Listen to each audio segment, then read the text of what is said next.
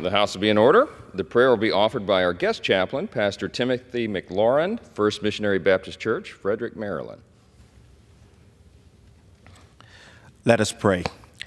Father, I thank you for these elected officials whom you have allowed to serve in their current capacities. As they gather to serve, I pray, Lord, that you would be in the midst. Be active in their debates and discussions that shall be a part of their decision-making process. Grant these members wisdom to make decisions that will promote and provide for the welfare of all. Be active in causing this collection of individuals with diverse backgrounds and ideologies to embody a spirit of partnership and solidarity that creates an atmosphere of purposeful productivity that produces a period of prosperity for all. Be active in this group to help them promote peace and foster unity in this season that is filled with anxiety and that finds our nation divided.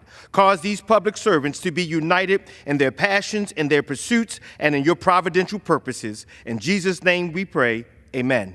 Amen. The chair has examined the journal of the last day's proceedings and announces to the House the approval thereof.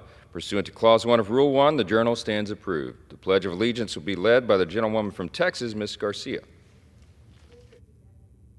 I pledge allegiance to the flag of the United States of America and to the republic for which it stands, one nation, under God, indivisible, with liberty and justice for all. Without objection, the gentleman from Maryland, Mr. Trone, is recognized for 1 minute.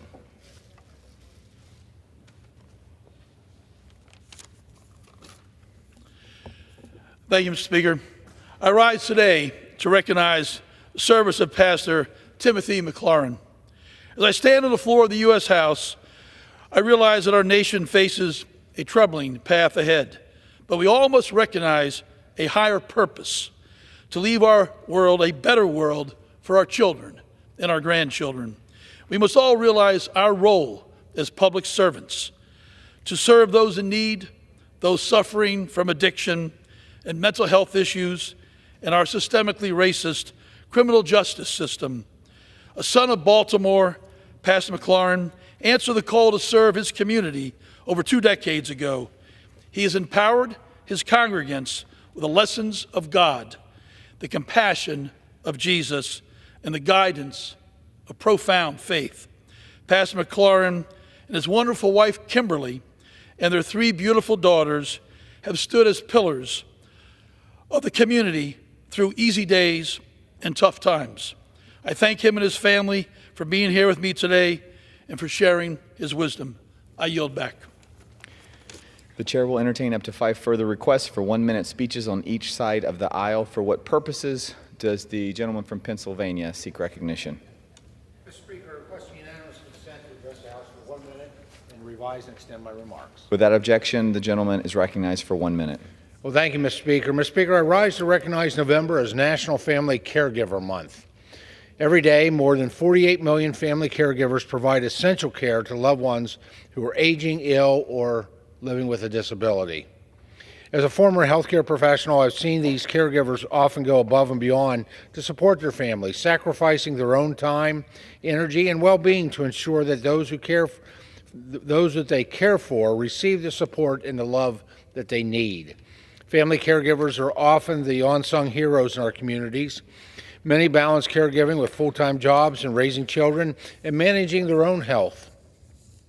They deserve our support and recognition, which is why I'm proud to support legislation like the Lowering Costs for Caregivers Act to help ensure these caregivers have the financial resources to continue providing care for their loved ones. Mr. Speaker, let this month be a reminder of our shared responsibility to support these caregivers who give so much to others.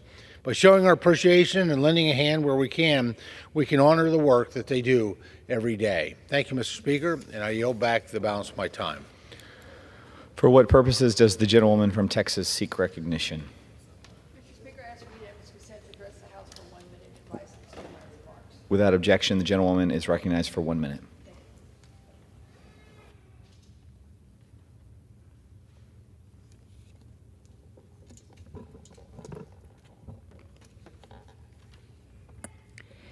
Mr. Speaker, I rise today to honor the life and legacy of Marie Flickinger, a remarkable woman who passed away this week after leading a life of excellence.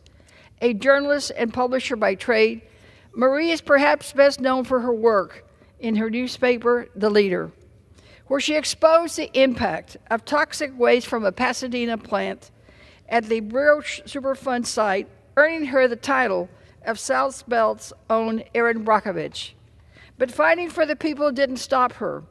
She continued working through the pages of The Leader, and she also became the first woman elected to the San Jacinto College Board of Trustees. Marie served for 3 decades, transforming the college into a place where students felt supported and where education was accessible to all. Marie led a life of honesty, integrity, and service. And despite her humble demeanor, she left an enormous legacy. Our hearts go out to the entire Flickinger family. May she rest in peace. I yield back. For what purposes does the gentleman from Texas seek recognition? Mr. Speaker, I ask unanimous consent to address the House for 1 minute. Without objection, the gentleman is recognized. Thank you. Mr. Speaker, I rise today to honor the life of longtime pillar of Southeast Houston community, Marie Flickinger, who passed away on November the 11th, 2024.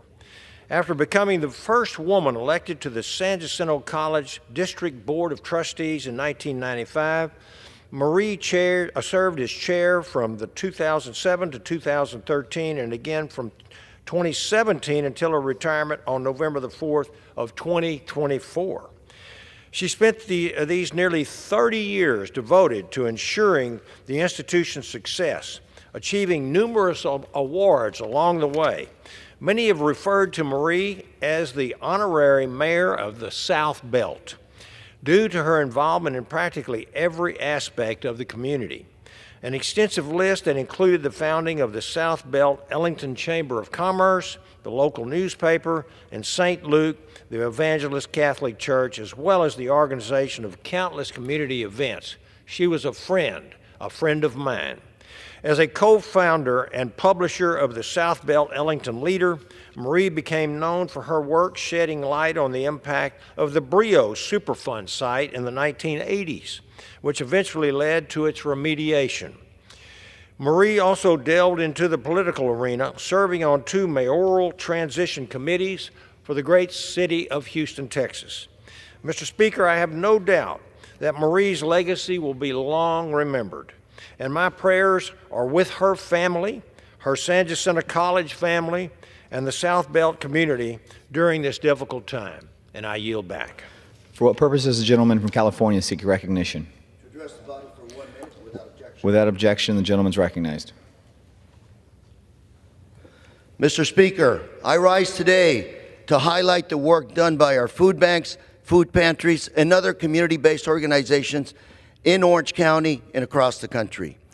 In recent years, almost 49 million Americans have turned to food banks for assistance. And back home in Orange County, over 300,000 of our neighbors don't know where the next meal is going to come from.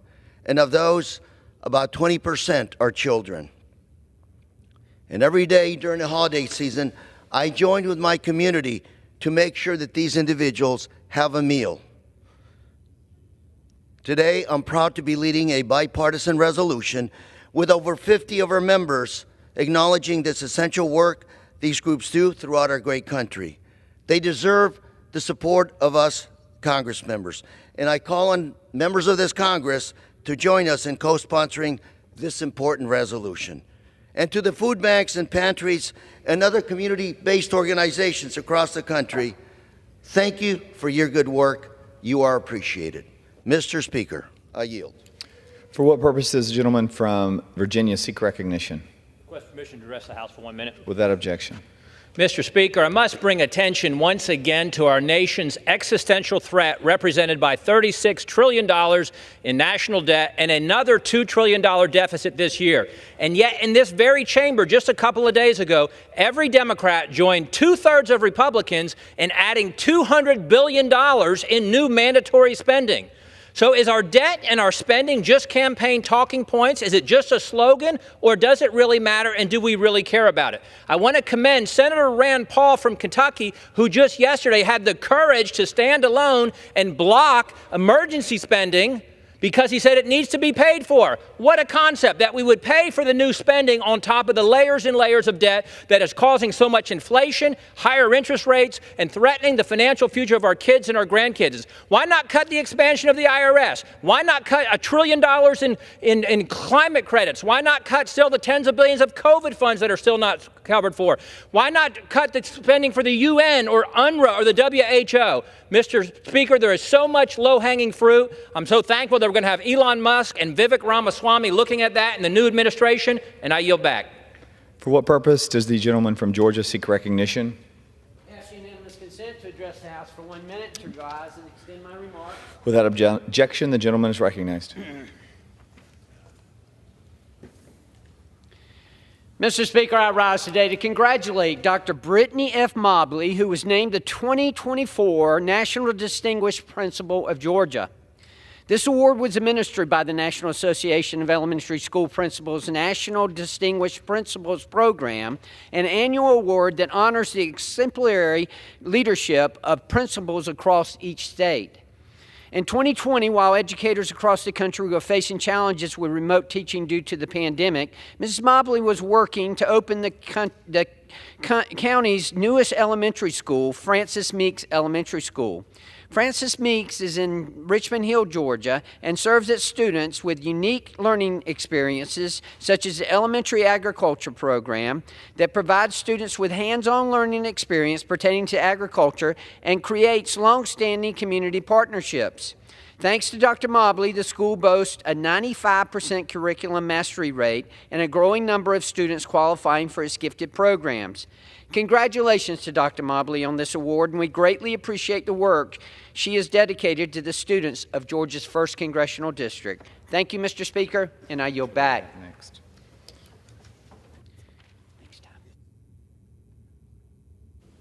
The chair lays before the House a communication.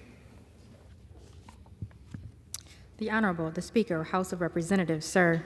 Pursuant to the permission granted in Clause 2H of Rule 2 of the Rules of the U.S. House of Representatives, the clerk received the following message from the Secretary of the Senate on November 14, 2024, at 4:20 p.m. That the Senate passed Senate 1316, Senate 4716, Senate 5314, that the Senate passed without amendment H.R. 5464, H.R. 5861, H.R. 6324, H.R. 7333, appointments, the National Council on Disability, United States Semi-Quincentennial Commission. Signed sincerely, Kevin F. McCumber, Acting Clerk. The chair lays before the House the following enrolled bills. Senate 1510, an act to amend provisions relating to the Office of the Inspector General of the Government Accountability Office and for other purposes. For what purpose does the gentlewoman from North Carolina, Ms. Fox, seek recognition? Thank you, Mr. Speaker. Pursuant to House Resolution 1568, I call up the bill H.R. 8932, the FAFSA Deadline Act, and ask for its immediate consideration in the House. The clerk will report the title of the bill. Union Calendar Number 589, H.R. 8932, a bill to establish an earlier application processing cycle for the FAFSA. Pursuant to House Resolution 1568, the amendment in the nature of a substitute recommended by the Committee on Education and the Workforce printed in the bill is adopted, and the bill as amended is considered read. The bill as amended shall be debatable for 1 hour, equally divided and controlled by the chair and ranking minority member of the Committee on Education and the Workforce or their respective designees. The gentlewoman from North Carolina, Ms. Fox, and the gentleman from Virginia, Mr. Scott, each will control 30 minutes. The chair recognizes the gentlewoman from North Carolina, Ms. Fox. Thank you, Mr. Speaker. I ask unanimous consent that all members may have 5 legislative days in which to revise and extend their remarks and to insert extraneous material on H.R. 8932. Without objection. Thank you, Mr. Speaker. I rise in strong support of H.R. 8932, the FAFSA Deadline Act. And I start by highlighting the critical role the free application for federal student aid, or FAFSA, plays in the lives of many American students and families. For them, FAFSA isn't just a form, it's a path to post-secondary education. In recent years, bipartisan efforts were made to simplify this complex, daunting process. The FAFSA Simplification Act, passed in 2020, was intended to make applying for financial aid more accessible and less overwhelming. And that's what this country needs, an effective, user-friendly system that lowers barriers to education and increases access for students of all backgrounds. Unfortunately, we're here because the Biden-Harris administration is failing to provide this vital tool to the very students and families it was designed to help. Instead of the smooth rollout we planned, the Biden-Harris administration's execution of the new simplified FAFSA has led to widespread frustration, delays, and costly errors. Imagine being a high school senior working hard to qualify for scholarships and planning your future only to be met with glitches, incomplete forms, and endless processing errors. That was the reality for too many students.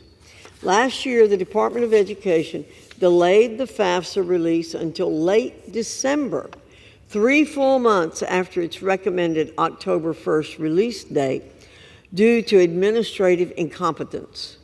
The soft launch that followed was chaotic, resulting in millions of errors and little clarity regarding the form's actual functionality. Delays in the department's failure to communicate effectively left families in a state of uncertainty, scrambling to understand what aid they would receive, or even if they would receive aid at all. As we sit here, the FAFSA is delayed for a second straight year, and some capabilities are still unavailable, forcing students, schools, and state agencies to wait again. The FAFSA Deadline Act, introduced by Representative Aaron Houchin, is the answer.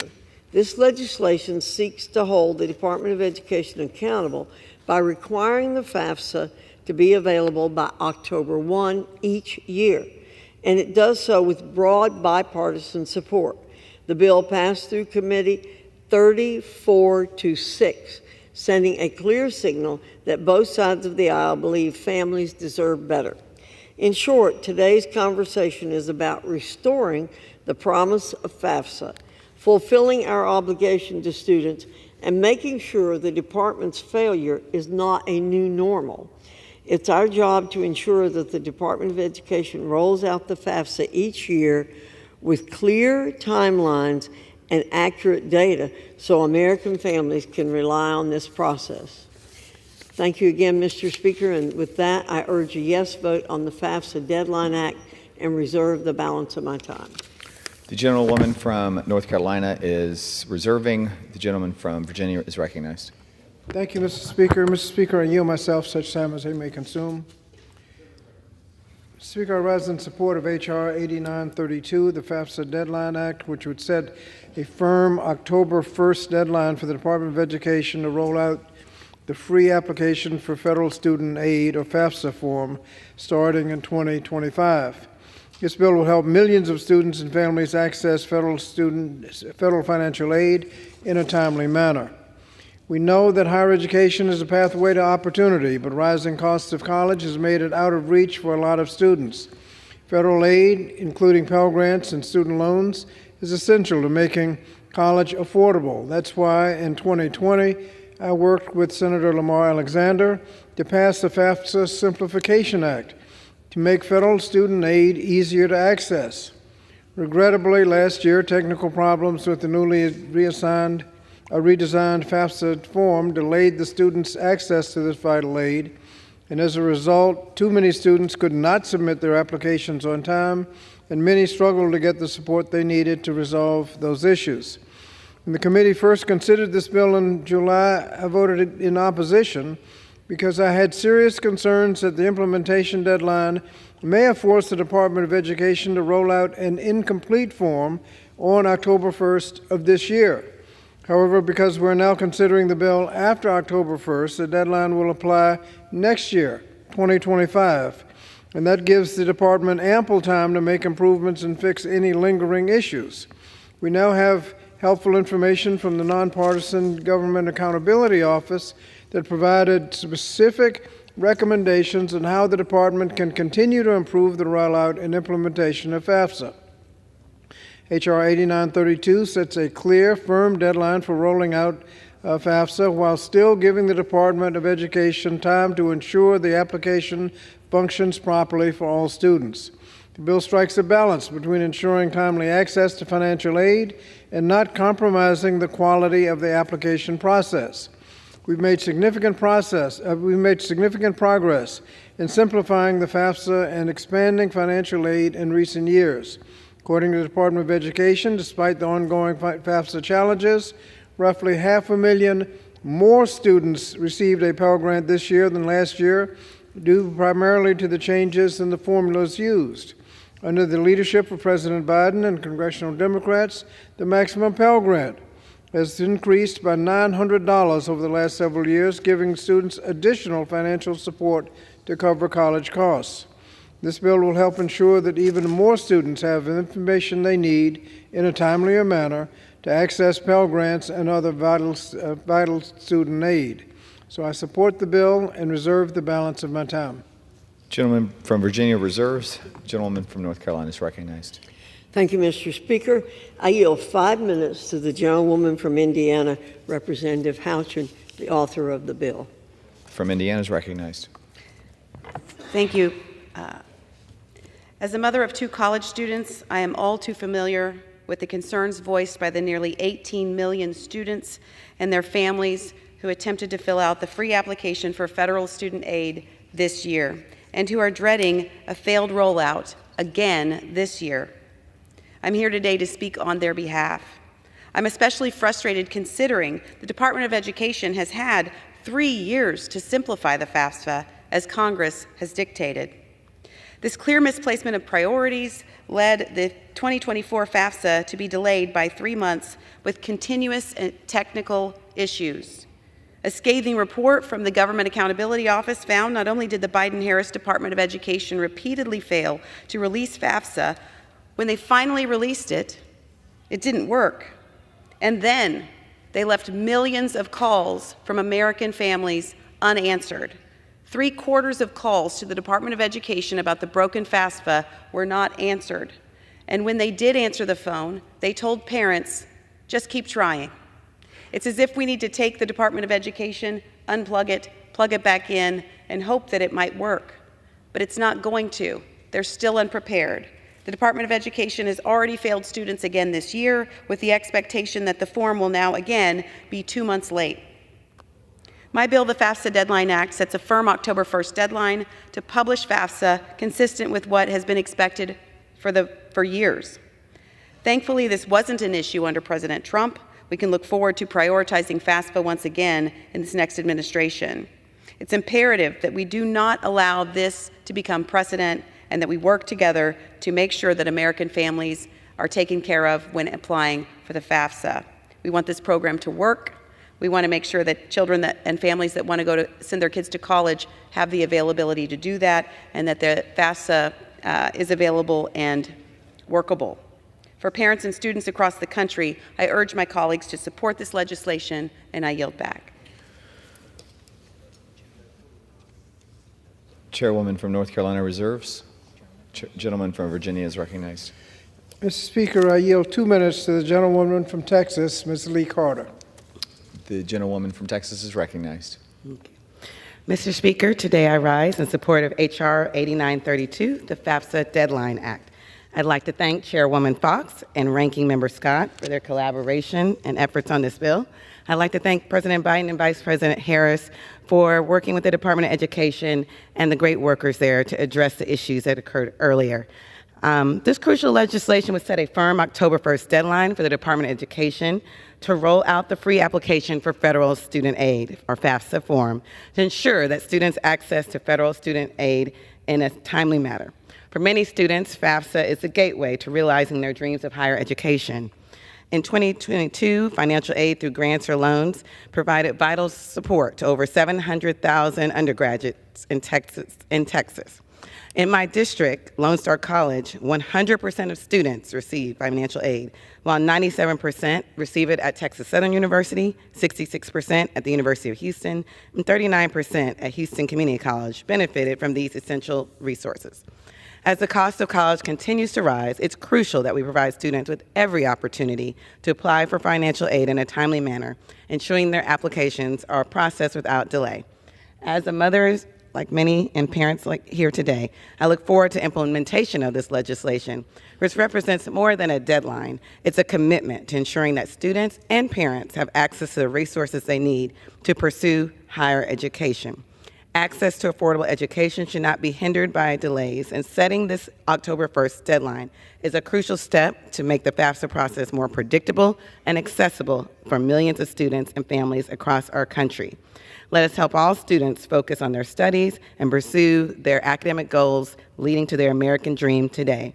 I urge and encourage all my colleagues to vote in favor of H.R. 8932, the FAFSA Deadline Act. Thank you, and I yield back the remainder of my time. Gentleman for Virginia reserves. Gentlewoman from North Carolina is recognized. Thank you, Mr. Speaker. I yield 2 minutes to another gentleman from Virginia, Representative Good. Gentleman from Virginia is recognized. Thank you, Madam Chair. Thank you, Mr. Speaker. I rise in support of the FAFSA Deadline Act. This legislation will formally set October 1 as the annual publication date for the free application for financial student aid, or FAFSA. A formal set deadline will ensure that students, parents, and schools have adequate time to apply for, process, and evaluate their financial aid packages. In 2023, instead of releasing the FAFSA on the traditional existing deadline of October 1, the Department of Education waited until the last possible moment and then published a faulty application that was 3 months late. The next several months were spent fixing numerous technical issues, and this debacle led to a 12% reduction in the FAFSA form completion. At least the Department of Education is consistent in their failures, however, as once again this year they missed the October deadline from 45 days ago. Before the incompetent and woke-obsessed Biden-Harris administration, Congress could depend on the Department of Education to do its job on time. But the Biden-Harris focus has been on the illegal student loan transfer scheme rather than implementing the required programs. We need accountability to end this perpetual cycle of incompetence. I offered an amendment that is now included in the bill that requires the Department of Education to certify to Congress 1 month in advance whether or not the FAFSA form will in fact be ready by the October 1 deadline. If the department certifies in the negative or fails to certify at all, phase 2 of the accountability kicks in, and within the month, the Secretary of Education would have to testify before Congress regarding their latest failure to meet the deadline. In this testimony, the Secretary would be required to provide details regarding the financial impact this delay will have on its students that it's supposed to be serving. When Congress sets a deadline, we expect it to be followed. If agencies can't meet that expectation, they need to explain why to the American people, and I hope members from both parties who express disappointment, if not surprise, at the most recent FAFSA rollout, I hope they can all join the ranking member, my friend from Virginia, in supporting the simple reforms of the FAFSA Deadline Act, and I yield back. Gentlewoman from North Carolina reserves. Gentleman from Virginia is recognized. Thank you, Mr. Speaker. I yield myself such time as I may consume. Gentleman's recognized. Mr. Speaker, it's no secret that this year's FAFSA process was a debacle. However, we're missing part of the story if we don't at least mention the work the department has already done to get FAFSA back on track. This college support strategy deployed experts to colleges across the country to help financial aid officers navigate the new processing system. The system provided one-time grants to school districts, states, and nonprofit organizations to scale up their ability to provide support to students. They had workshops, advising sessions, and media campaigns funded through the strategy to help produce a significant increase in FAFSA submissions throughout the summer. Additionally, as the department prepares for the launch of this year's FAFSA form, they've taken great strides in improving the transparency and fixing technological issues. So I'd like to enter into the record a document from the Department of Education titled a focus on improving the FAFSA experience updates, actions, and a path forward to 2025-26 cycle.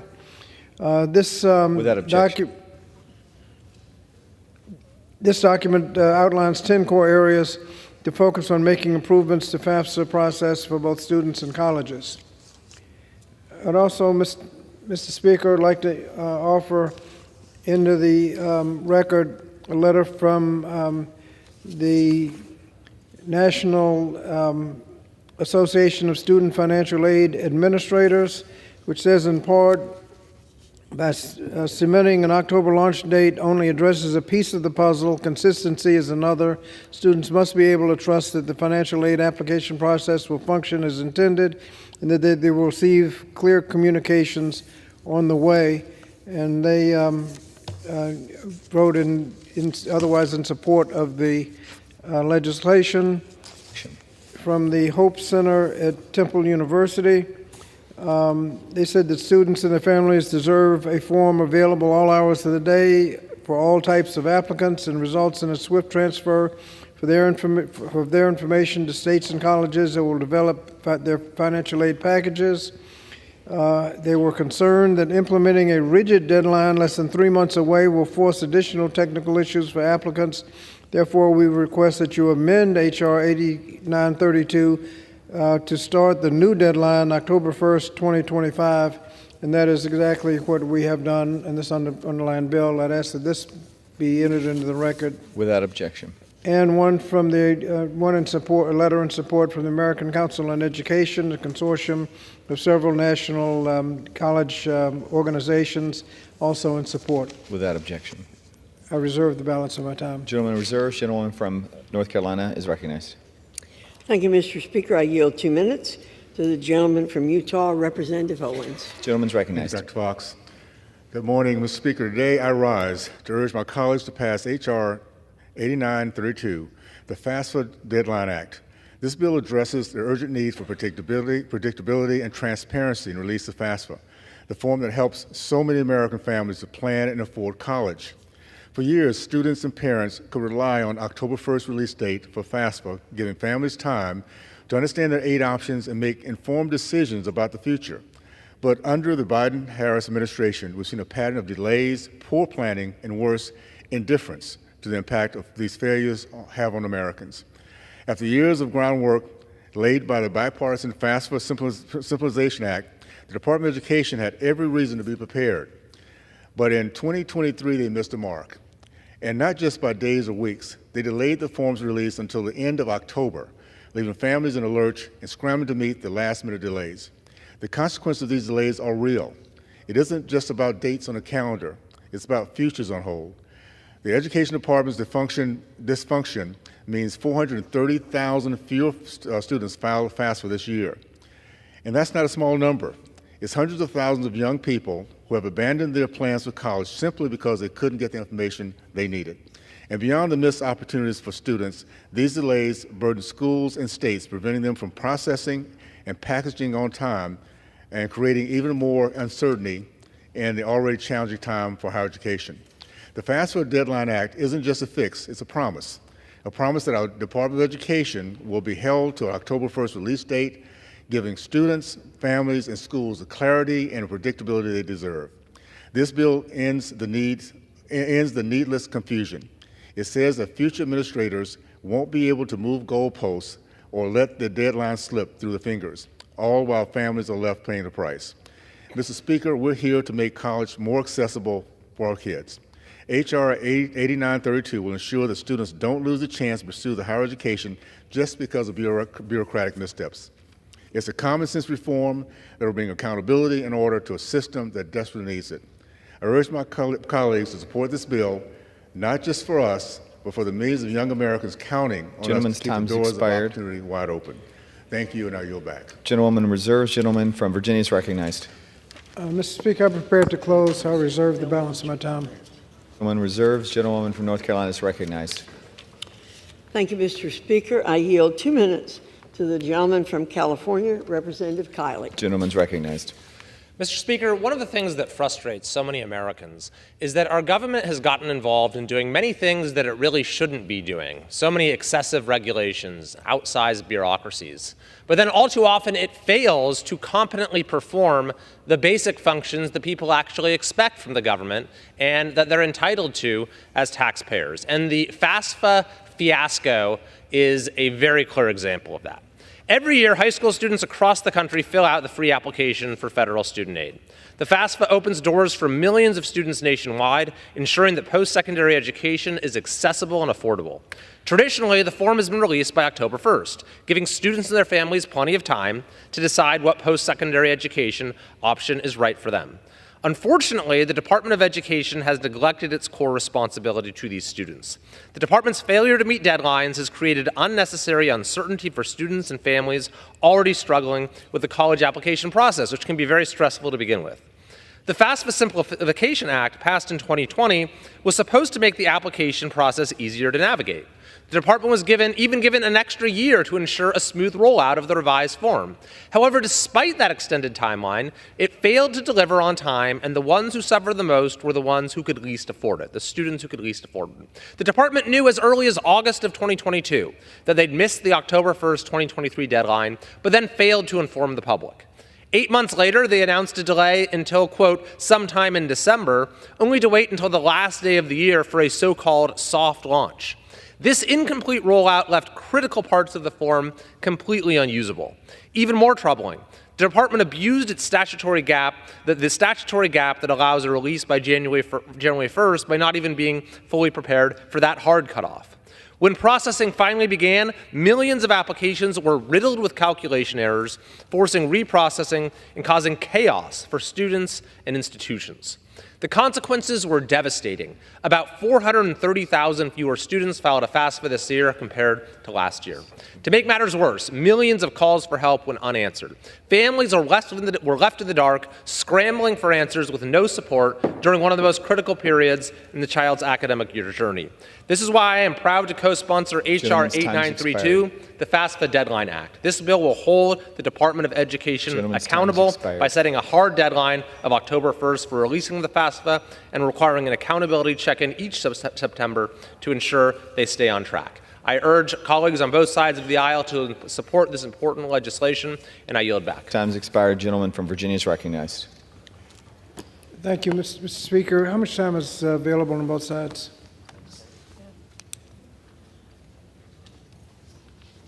$22 minutes for the one from Virginia, 18 and a half for the gentlelady from North Carolina. Thank you. I reserve the balance of my time. North Carolina is recognized. Gentleman from Virginia reserves. Thank you, Mr. Speaker. I yield myself such time as I may consume. As my colleague from Virginia said, several organizations have announced public support for the FAFSA Deadline Act. Here are some of the things that they're saying. The American Council for Education said, quote, given the issues institutions of higher education face during the 24-25 FAFSA processing cycle, it is critically important to avoid future problems. For this academic year, overall first-year enrollment is down by 5%, at least in part due to issues with the 2024-2025 FAFSA. In addition, universal access to the 2026 FAFSA is already delayed, and some campus officials have expressed concerns about whether the FAFSA will be fully available by December 1. We offer our full support for this piece of legislation and hope to see it pass the House, end quote. Thank you, Mr. Speaker. With that, I reserve the balance of my time. Gentlelady reserves. Gentleman from Virginia is recognized. I reserve. Gentleman from Virginia recognizes, reserves. Gentlelady from North Carolina is recognized. Thank you, Mr. Speaker. I yield 3 minutes to the gentleman from Michigan, Representative Walberg. Gentleman's recognized for 3 minutes. I thank the chairwoman and Mr. Speaker. I'm proud to co-sponsor H.R. 8932, the FAFSA Deadline Act, and I commend Congresswoman Houchin for her leadership on this important piece of legislation. Mr. Speaker, it isn't too often we get to say this, but there is bipartisan agreement in recognizing that the Department of Education's rollout of FAFSA has been nothing short of an embarrassment. Sadly, it's an embarrassment that has negatively impacted students across the country, teachers, professors, especially lower-income students who need financial assistance the most. I was proud to be part of the bipartisan effort to overhaul FAFSA and make it simpler, but after 3 long years to implement the reforms, the department dropped the ball numerous times. As a result, over 430,000 fewer students submitted a FAFSA form according to GAO. Additionally, there have been numerous reports from across the country about how this botched rollout has affected institutions. This fall semester, institutions experienced the steepest drop in first-year enrollment since the pandemic, pushing many institutions to the financial brink. This is unacceptable. H.R. 8932 is a common-sense bill to provide students, families, and institutions much-needed clarity by ensuring the FAFSA is released and fully operational on October 1 of each year. Doing so will ensure schools and counselors are able to conduct outreach efforts as needed. Colleges will be able to get their financial aid offers processed in a timely manner, and students will be able to make informed decisions about their academic future. Mr. Speaker, under the Biden-Harris administration, the Department of Education has become a bloated arsenal of bureaucracy, more focused on woke policies than its core mission. I look forward to working with the incoming Trump administration on right-sizing the Department of Education, if that's even possible, and putting American students and their families first. I urge all members to support H.R. 8932, and I yield back. Gentleman from North Carolina reserves. Gentleman from Virginia is recognized. Mr. Speaker, I'm prepared to close. We are also prepared to close, Mr. Speaker. Gentleman from Virginia is recognized. Thank you, Mr. Speaker. Mr. Speaker, I yield myself the balance of the time. In closing, Mr. Speaker, this bill is about improving the process going forward. Obviously, the FAFSA rollout was a debacle, but this FAFSA Simplification Act has resulted in, even though it was a debacle, over 500,000 more students receiving financial aid. We need to make sure that students and families have the information they need to make informed decisions about their future. Since H.R. 8932 will be implemented for next year's form, 2025 and onward, I believe it strikes the right balance between setting a clear deadline and providing the flexibility for the Department of Education to fix any lingering issues as they finish implementing the bipartisan FAFSA Simplification Act this year. So I urge my colleagues to support the legislation to help ensure financial aid is distributed promptly and effectively, and I look forward to continuing to improve the FAFSA form and expanding access to financial aid as originally intended in the FAFSA Simplification Act. Mr. Speaker, I yield back the balance of my time. Gentleman yields. Gentlewoman is recognized. Thank you, Mr. Speaker. I yield myself the balance of my time. Gentlewoman is recognized. Thank you, Mr. Speaker. The FAFSA is a cornerstone of America's commitment to educational opportunity. When we fail to uphold this promise, we jeopardize the dreams and hard work of students who look to post-secondary education as a pathway to a better future. The FAFSA Deadline Act is a necessary measure to protect that future by enforcing deadlines, ensuring transparency, and making certain that families receive the aid they depend on to make college accessible. This is about delivering the basic functionality students deserve and safeguarding their ambitions against bureaucratic failure. Students have enough on their plates as they prepare for college. It's up to us to make sure that the federal government isn't adding to that burden. With that, Mr. Speaker, I yield back and I urge my colleagues to vote yes on this piece of legislation. Gentlewoman yields. All time for debate has expired. Pursuant to House Resolution 1568, the previous question is ordered on the bill as amended. The question is on engrossment and third reading of the bill. Those in favor say aye. Those opposed, no. The ayes have it. Third reading. A bill to establish an earlier application processing cycle for the FAFSA. The question is on passage of the bill. Those in favor say aye. Those opposed, no. The ayes have it. Speaker, For what purpose? Woman seek recognition. I ask for the yeas and nays.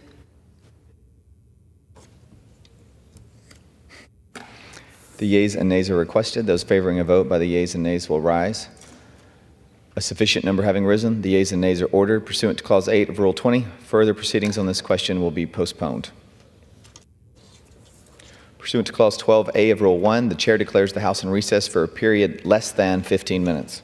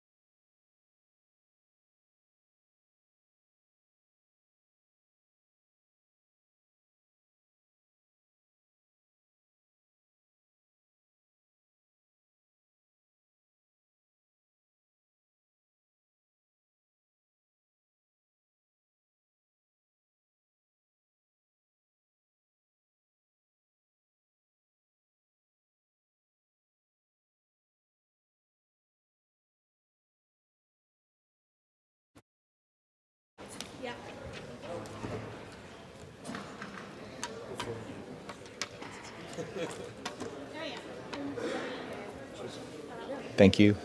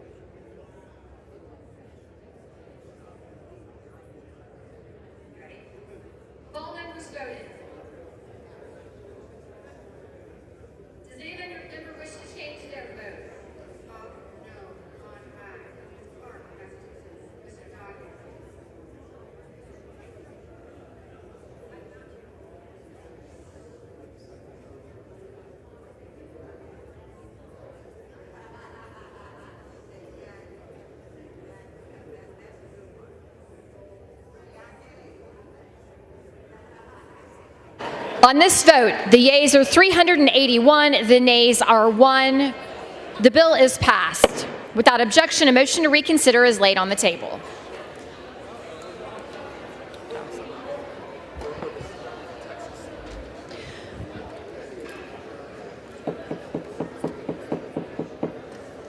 For what purpose does the gentleman from Texas seek recognition?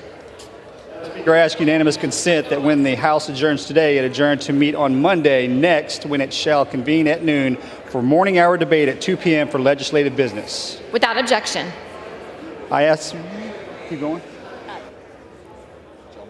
Gentleman from Texas is recognized. Thank you, Madam Speaker. I ask unanimous consent that H.Res. 1410 be laid on the table. Without objection.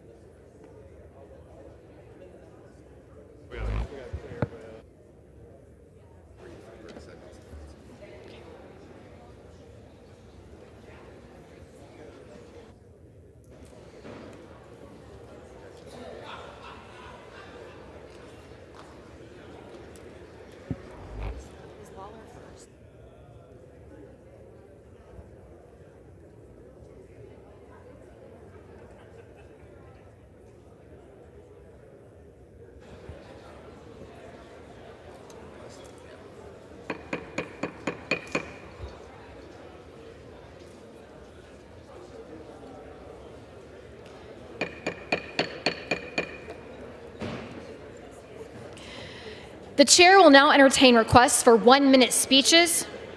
For what purpose does the gentleman from New York seek recognition? Madam Speaker, I seek to address the House for 1 minute and revise and extend my remarks. Without objection, the gentleman is recognized for 1 minute.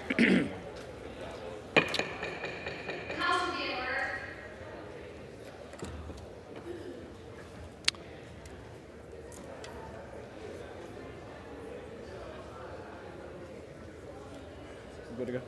Madam Speaker, I rise today to honor the life of Flora Leamer, who was the heart and soul of Clarence, New York. Flora was someone who always said yes when it came to helping a neighbor. Every community needs more people like Flora.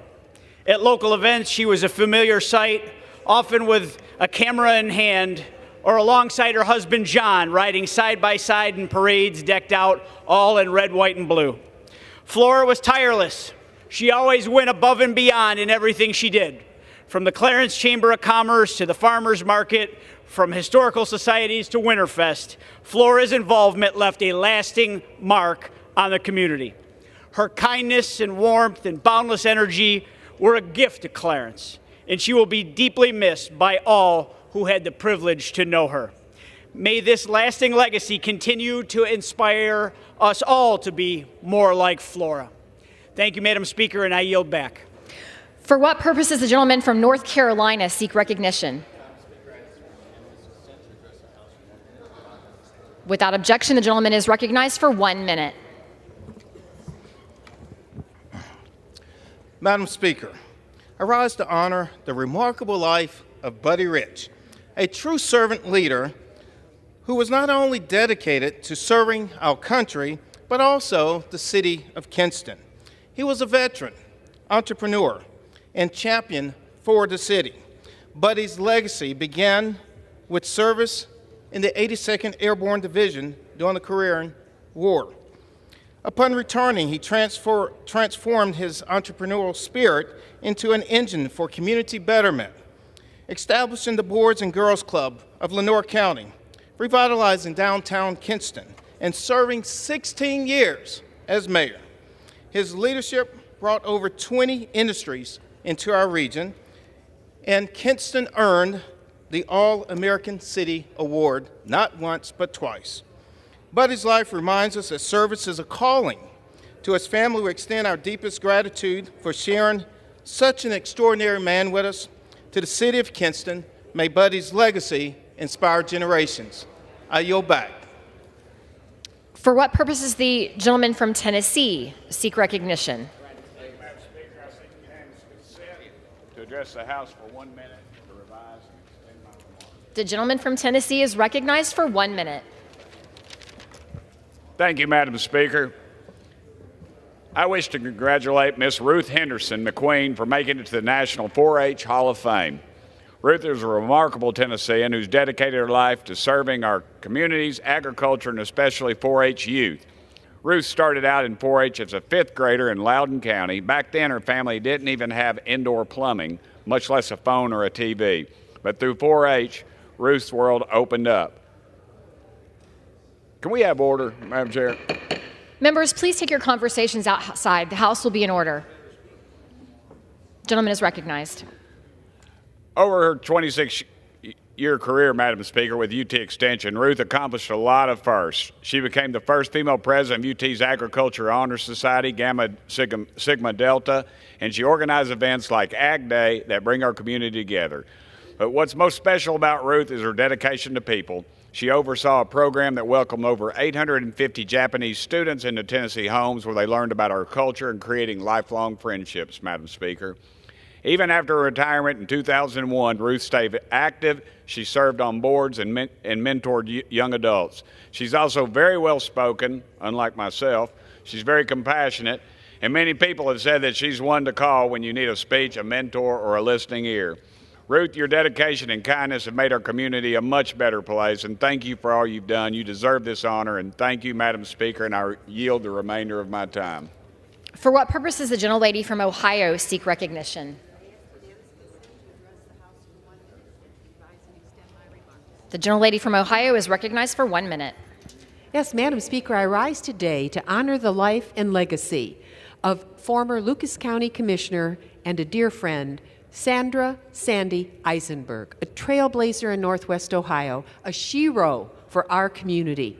Serving as commissioner for 17 years, Sandy was a fierce and dedicated public servant with good humor and a love of people. Her impact will be felt for generations. She paved the way for women in government when there were few role models, and she held her ground with both strength and grace, with a fierce loyalty to our home county. She fought tirelessly for the little gal and the little guy, bringing voice and dignity to all corners of our community, and her relentless work brought help to thousands of people and transformative projects to our community like Fifth Third Field, the home of the Toledo Mud Hens, a beacon for downtown Toledo and redevelopment that she championed. Personally, I'll always remember her wise counsel, her humor. She stood shoulder to shoulder with us in every fight that mattered for our working families, and truly Northwest Ohio has lost a true advocate, a friend and formidable force. Madam Speaker, today we remember Sandy Eisenberg with gratitude, and our community must carry forward her legacy of courage, compassion, and unyielding service.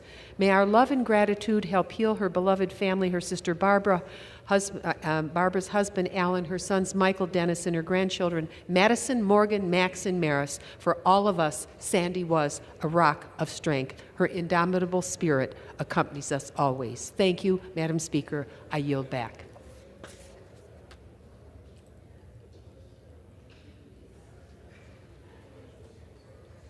For what purpose does the gentlelady from Arizona seek recognition?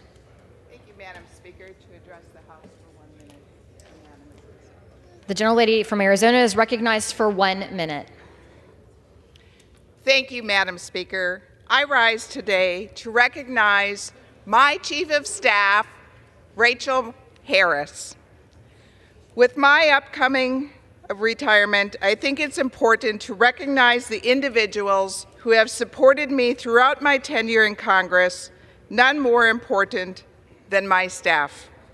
Rachel joined my team as Communications Director in March of 2020 and has served as my Chief of Staff since October of 2021. Rachel is a hard worker who can always be relied upon to get things done. No matter the task, large or small, Rachel is ready to tackle it. Originally from Russellville, Arkansas, Rachel has been committed to public service from an early age, including volunteering on local political campaigns and even serving as an intern here in the U.S. House of Representatives. Throughout her tenure, she has shown tremendous dedication to me, my staff, our constituents, the state of Arizona, and the nation. As I leave Congress and she leaves the House, I have no doubt she will do great things in all of her future endeavors. Thank you, Rachel, for your service. I truly appreciate you. Madam Speaker, I yield back.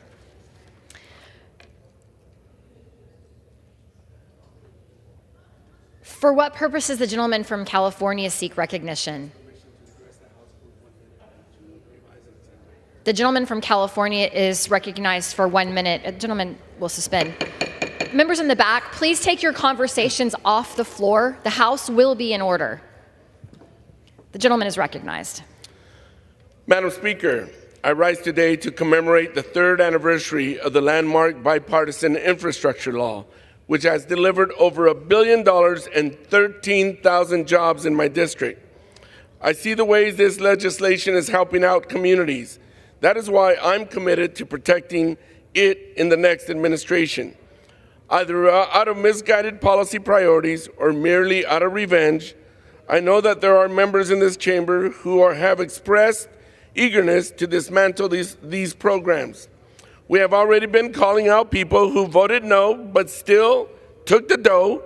Now we need to be ready to highlight how these efforts to undermine these laws would harm middle-class working families. In my role on the Transportation and Infrastructure Committee, I will work to protect our landmark achievements every single day. And I will happily remind my colleagues who may suddenly embrace government spending again under President Trump, who is really to thank for their community's improved quality of life. Madam Speaker, I yield back. For what purpose does the gentleman from California seek recognition? Seeking unanimous consent to address the House for 1 minute and revise and extend my remarks. The gentleman from California is recognized for 1 minute. Thank you, Madam Speaker. Madam Speaker, in California, we've had this boondoggle since 2008 known as high-speed rail.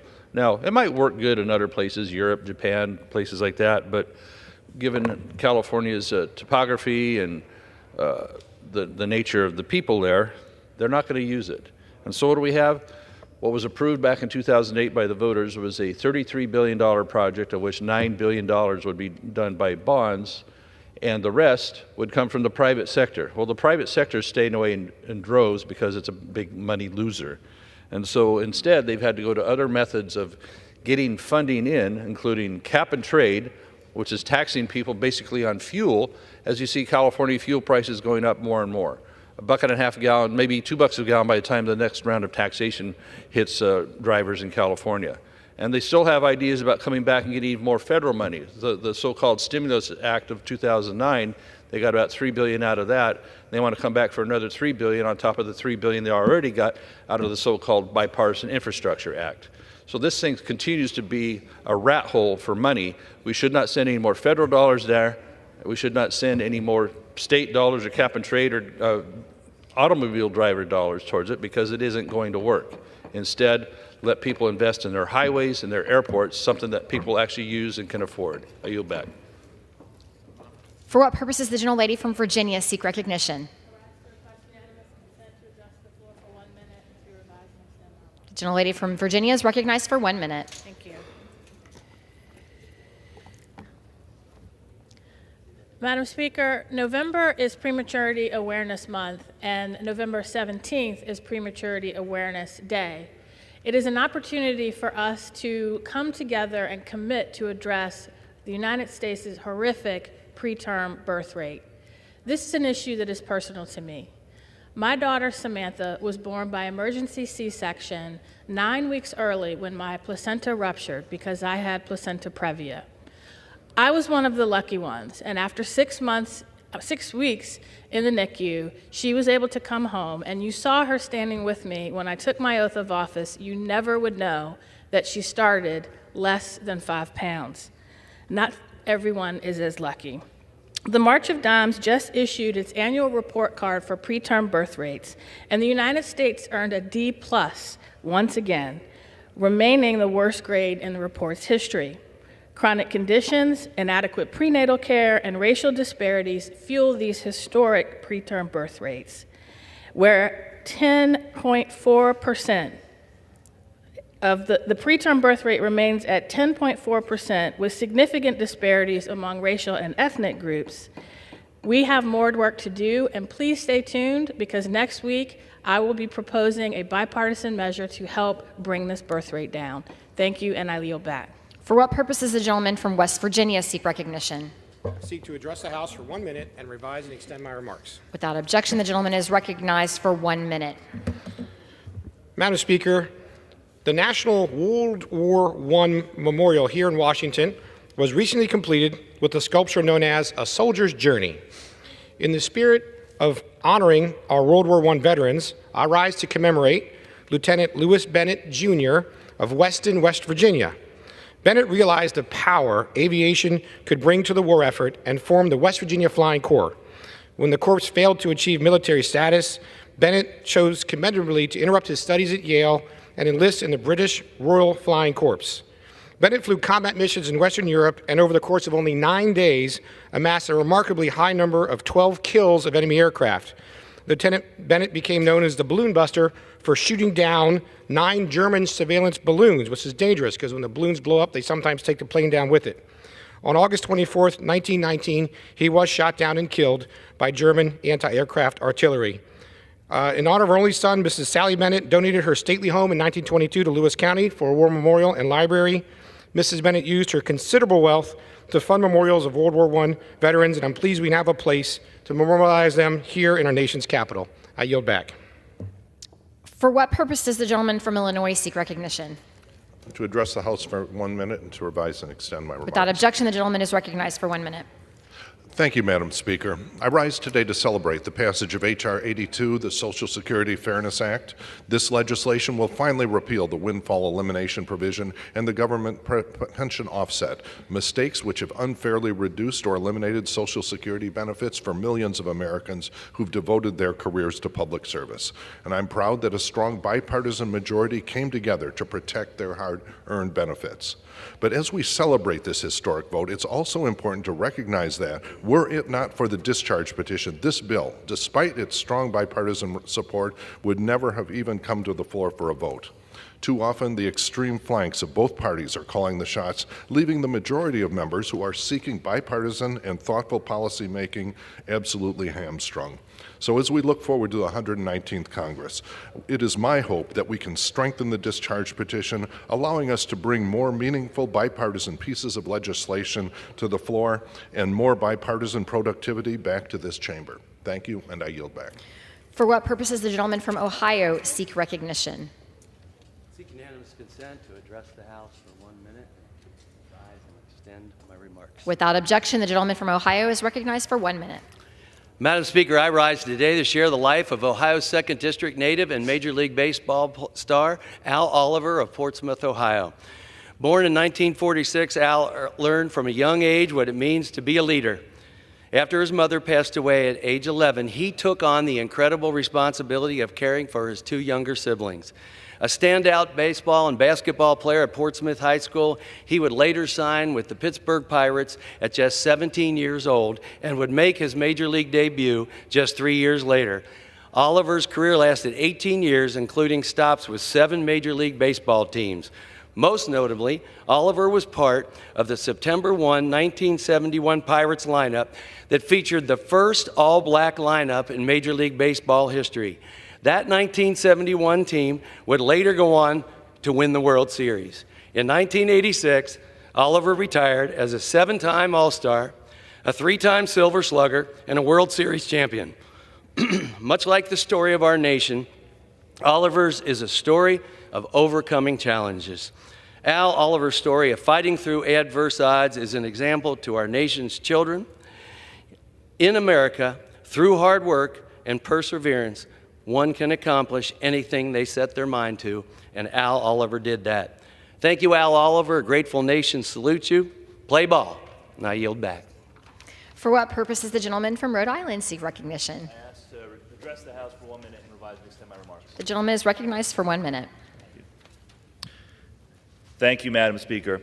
For 40 years, an unfair law has cut the Social Security benefits of millions of police officers, firefighters, first responders, public school teachers, and other government employees, even though they pay just as much into the Social Security system as other Americans. These people, our friends and neighbors who keep us safe and teach our children, should not be penalized for pursuing careers in public service. That is why I proudly voted this week for the Social Security Fairness Act to end the GPO and WEP rules that have unfairly reduced the earned Social Security benefits of public servants. This is a matter of basic fairness.